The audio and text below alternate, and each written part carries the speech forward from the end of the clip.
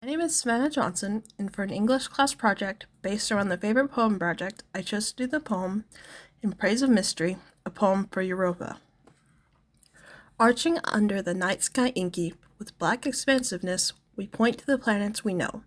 We pen quick wishes on stars. From Earth, we read the sky as if it is an unerring book of the universe, expert and evident. Still, there are mysteries below our sky. The whale song, the songbird singing, its call in the bough of a wind-shaken tree. We are creatures of constant awe, curious at beauty, at leaf and blossom, at grief and pleasure, sun and shadow. And it is not the cold darkness that unites us, not the cold distance of space, but the offering of water, each drop of rain, each rivulet, each pulse, each vein. O second moon, we too are made of water, of vast and beckoning seas.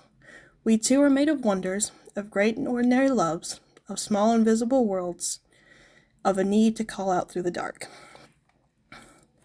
This is the poem that is inscribed on the Europa Clipper spacecraft. NASA asked Ada Limon to write a poem for the spacecraft, and this is the poem that she wrote. Ada Limon was a poet laureate of the U.S. from 2023 to 2025. Her project for when she was poet laureate was to focus on nature, and with the National Park Service, she created places where there are signs that encourage people to think about the landscape around them and ask what kind of poem they would write inspired by the landscape around them. The actual content of the poem focuses on the contrast of humanity wanting to know more about the stars and space, but also how when we focus more on the natural world of our own planet, there are many things we don't know about the Earth. Within the poem, Limon also doesn't use words like I, but instead uses we, because humanity is connected to nature, not just one specific person. Looking to the stars for guidance is something that has been done since at least the times of ancient Greece and ancient Egypt. It's where many of the names of the constellations come from. Another thing humanity has wondered for a long time is if we are alone in the universe. The reason NASA is sending a spacecraft to Europa is that the conditions on the moon may be right to sustain life. We've also been interested in how things work around the natural world for a long time. To be honest, we still aren't sure how many things in nature work.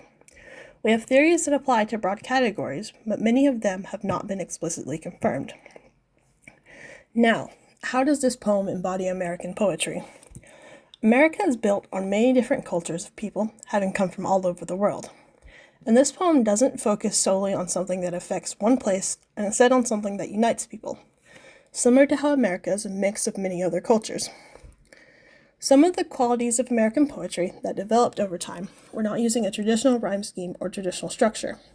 They also did not use punctuation in a traditional way either. The stanzas of the poem remind me of how haikus are structured with 3 lines. There's also not a traditional rhyme scheme in this poem, with the only words that rhyme being rain and vein. There's also no traditional punctuation either, as not all the stanzas are one sentence. Instead, some of the sentences end into the first line of the next stanza. The reason I chose this poem is to embody 2 things that I like the most: space and nature. Space has always been a wonder to me, although I have no interest in studying it. It isn't just things like the stars that interest me, but also questions like, are we truly alone in the universe?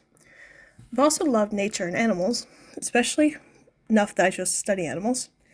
I grew up around 45 minutes away from the Great Smoky Mountains National Park, and being that close to the mountains may have influenced my love of nature, and growing up with pets for my entire life might have encouraged my love of animals as well.